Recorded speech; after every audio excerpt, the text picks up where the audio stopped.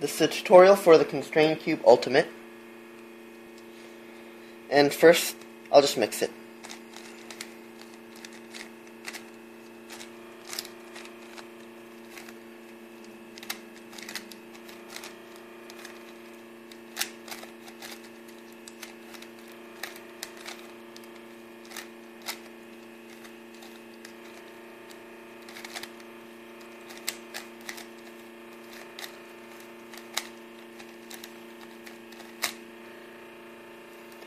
Okay, so now this puzzle is mixed, and the way I like to solve this is to solve it edges first and then corners last. So what I'm going to do is to make sure I solve the white side cross first, only because the white side can't turn and it will be difficult to deal with this as the last layer. So first I'll start with the white side, and there's this white and red over here, and it's already connected to this red. So all I want to do is to bring it down over here. And as you can see right now, it doesn't turn anymore. So to get this red and white piece over here, all I have to do is take this other side that is connected to right now, move it out of the way, and turn this red piece counterclockwise, and connect it with the red again. And now when I turn it, it's in its correct spot. So I'm going to just do that same procedure for the other edges. And over here I see a white and orange. First I'll match it with the orange, and right now it doesn't go down anymore. So I'm going to move it out of the way like before. I'm going to move it over counterclockwise, match it with the orange, and now it's matched. Again, this time I'll do it with this blue and white. The blue and white is matched, and right now it can't go down anymore. So again, I'm going to use the side that this piece is on, orange, move it out of the way. This time I'm going to turn it clockwise, only because this edge piece is on the left. So when the edge piece you're trying to move is on the left, you want to turn the blue side, or the side you're working on, clockwise. If this piece were on the right, I would turn this counterclockwise. So now match it up again, bring it down, and this piece is solved. Again, with this white and green piece. So first I just have to move this up to the yellow side. To do that, I'm just going to move it up to the yellow side, turn the yellow in any direction, and bring this back down so that this orange and white is not messed up. So again, I'm going to move this piece down here, and this piece is in. But as you can see, as you might have noticed, for the orange and blue pieces, which can turn 180 degrees, I have this little piece in the center directly in the middle, so that there's room to turn on both sides. However, on this green, it's not like that. So I just want to change the green so that there's space on the right and on the left of this little piece in the center. So to do that, I'm going to move it out again, take it out of the way, and move it counterclockwise, since this piece was on the right, as much as it can go. And now match it with the green again. When you put it down, there's space on both sides. And the reason why I do that is just so that there's more room to turn on both sides, so it makes it a little bit easier later on. The red you can't really do much about, so I just leave it turned clockwise as much as possible. So that's their first cross, and next I want to work on the second layer edges. And for this one, I want to solve this red and green first, because that is the only side where it matters which side, which color is on the bottom and which color is on the top, only because this red can only turn 90 degrees. So I'm going to take this green and red, bring it up to the yellow, making sure I don't mess up this bottom cross. And now for this one, I want the red to be on the bottom. So the red is connected. I'm going to move this out of the way anywhere in any direction, and turn this red counterclockwise, the only way it can turn. Match it with the red. When I put it back down, this piece is in. So now I'm going to do the same for the other sides. Well, actually, it was the red and blue I should have done first, not the red and green. So this one actually can't come in here like I did before, because since the red is on the bottom, it seems obvious that you should turn the red side and connect it with the red. But as you can see, that doesn't work right now. So what I want to do first is to flip this around. So I'm going to take it to any side. I'm just going to take that side, put it to the right, and from there I'm going to do R inverted, F inverted, U inverted, F, U, R. Now as you can see, it's the same piece, but it's inverted. So now the blue is on the bottom, so I'm going to bring the blue side over and replace it. Now this edge piece is also solved, and I want to do the same for the orange and blue and orange and green. So here's the orange and blue. The orange is on the bottom, so I want to turn the orange side, replace it, and that piece is in. Again, with the green and orange. This time the green is on the bottom, so I want to match it up with the green center piece. I'm going to put it back down. That piece is also solved. So now I'm done with the first cross and the middle layer of edges. Now I have to work on this top cross, and in this case all the yellows are already forming the cross.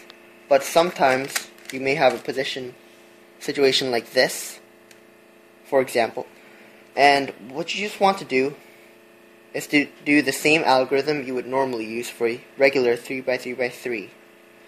So this is probably a similar case that most people have seen. So I'll let you figure that one out on by yourself. We're just going to do that same algorithm you usually use, and the cross is complete. So right now the order is not correct. As you can see, this red is good, but this orange, blue, and green is not. So I just want to take the piece that's already correct, keep it there in the front. And when I look at this orange and yellow has to move over here, this one comes over here, and this one comes over here. So these three pieces have to turn counterclockwise. So to turn them counterclockwise, I'm going to start with the side on the right, making sure that the solved piece is in front. I'm going to do R, U inverted, R inverted, U, R, 2U, R inverted. And as you can see, all these pieces are in the correct order. So now I'm done with all these edge pieces, or all the crosses on every side, and now I want to work on the corners. And to do the corners, like before, you want to do all the white side corners first, because the white side can't turn and it would make it difficult if that was the last side. So first I'll take any white corner piece and figure out where it has to go. For example, this white, blue, and orange. So this piece has to come right here. So what I want to do is to take the piece that I want to solve and the piece that I want to replace it with, and put them directly next to each other, so adjacent to each other. And I want to try to avoid turning the bottom side that has a piece you want to put in. So in this case, I'm going to turn the top side. So this piece should come over here, and they're directly adjacent to each other. One on the bottom, one on the top. So from here, without making sure you don't use the white side, I'm going to turn F, D, F inverted. As you can see, this piece is now solved, and turn it to a different piece, any other piece that's on the blue side, and do the opposite, F, D inverted, and F inverted. As you can see, that piece is solved. So I'm going to do the same thing again, this time for this orange, green, white, and this piece.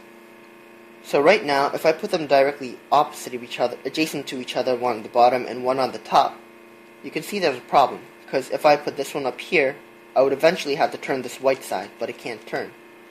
If I did it this way, then I would still have to turn the bottom, and that's the white side.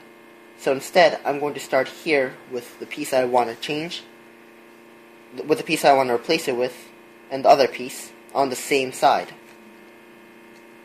And from here, all I'm going to do is to move this piece up to here, and this piece will replace with this one, and this piece will come back down.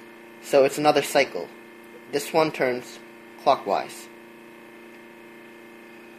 So from here, I'm going to do F, D. Oh, well, the bottoms are red, so you can't do that one. So instead, I'm going to do it with the green instead. So I'm going to do right instead. So instead of F, I'll start with R inverted. Now I can turn the red side in the direction I want. So R inverted, D inverted, R, U, R inverted, D, R, U inverted. So now these pieces are solved. Now I'm going to do the same for these two. So this piece comes over here, and again I'm going to have them both on the top side. Okay, so I'll do this one. This time I'll do the F again. So F, D, F inverted, U, F, D inverted, F inverted, U inverted. And again, I want to do that with this white, red, and blue, and this piece. And as you can see, they're directly opposite of each other, of the whole cube. So I'm going to do this in a two-step process. I just want to make sure I don't interfere with these three pieces, but I want to move this up onto this side. I'm actually going to replace this with this piece first, and then from there, I'll replace them again. So to show you what I'm talking about, I'm going to first move this piece right above here. I'm going to do what I was talking about. So I'm going to start with the right side. R inverted, D inverted, R, turn the blue side any direction, R inverted, D, R. And the only reason why I started with the R this time was to make sure that this blue side came up on top. Because now, if I do that one more time, you can see it comes out solved, in solved state, so I don't have to rotate this later, unlike this piece. So now, the white side is complete, and I'm looking at the yellow side and seeing which pieces have to be moved. In this case, it's all of them. So I'm going to start with any random piece. I'll start with this yellow, green, and orange, and I'll move that up here. And again, I'm going to use the right side first, because as you can see, if I use the right side, then the orange will match up, and I won't have to rotate this later. Now I have to do this one more time. This piece will come over here, goes over here, and this one comes here. So I don't want to start here. I want to start instead with this piece on top, because this red, green, and yellow should come right over here. So they have to be adjacent, one on top and one on bottom. So again, I'm going to start with the right.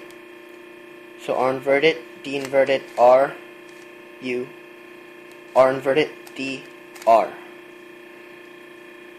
Now, as you can see, these are the last two pieces to solve, and they just have to be rotated. This one, just do it like how you usually do on a regular 3x3x3, but you just want to make sure that you don't try putting them both on one side and solving like that. Since these pieces are constrained, you have to do this one in a two-step process as well, making sure you avoid the white side. So first I'm actually going to move this piece over here, only because if I start over here, then I can move this piece over twice, and I can flip this piece, and from there these two pieces will be adjacent to each other.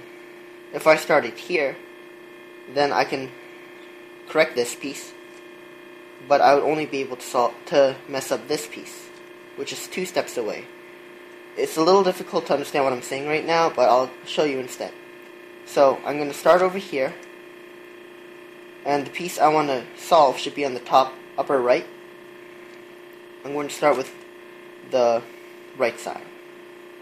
So R inverted, D, R, D inverted. One more time, R inverted, D, R, D inverted. Now I'm going to rotate this twice and do the same thing, and one more time. Oh, never mind. Well, yes, one more time.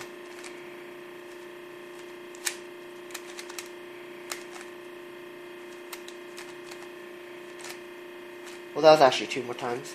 But, okay, so as you can see, I rotated this piece and I rotated this piece. Now, these 2 pieces, the last 2 pieces I had to solve, are directly next to each other. If I had started here, then the only other piece I could have rotated was this one or this one. And they would have both been 2 steps away from this last piece. So now I'm going to have them both in the front top again. I'm going to solve this piece, and then I'm going to solve this piece. So you can have the white in front, because as you noticed before, I used R, D, and U, and I did not involve the front side. So I'm going to turn this counterclockwise. For this one, I'm going to start with the bottom instead of the right. So D, R inverted, D inverted, R again, D, R inverted, D inverted, R. That piece is solved.